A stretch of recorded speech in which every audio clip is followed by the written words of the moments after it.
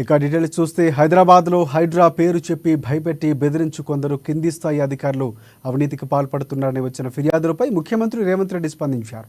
గతంలో ఇచ్చిన నోటీసులు 2-3 ఏండ్ల కిందటి ఫిర్యాదులు అడ్డంగా పెట్టుకొని కొన్ని చోట్ల రెవెన్యూ, మున్సిపల్, ఇరిగేషన్ అధికారులు డబ్బులు డిమాండ్ చేస్తున్నట్లు తమ దృష్టికి వచ్చిందన్నారు సీఎం. అటువంటి వారిపై చర్యలు తప్పవని హెచ్చరించారు. ఇలాంటి వసూళ్లకు పాల్పడే వారిపై ఫోకస్ పెట్టాలని ఏసీబీ, విజిలెన్స్ అధికారులను ముఖ్యమంత్రి అప్రమత్తం చేశారు. కాగా ప్రస్తుతం రాష్ట్రంలో హైడ్రా దూకుడు ప్రదర్శిస్తోంది. కబ్జాలు, అక్రమ నిర్మాణాలు, చెరువులు ఆక్రమణలకు అరికట్టేందుకు ప్రభుత్వం హైడ్రాను ఏర్పాటు చేసిన విషయం తెలిసిందే. ఇప్పటికే నగరంలో చాలా చోట్ల అక్రమ నిర్మాణాలు కూల్చివేసింది ప్రభుత్వం.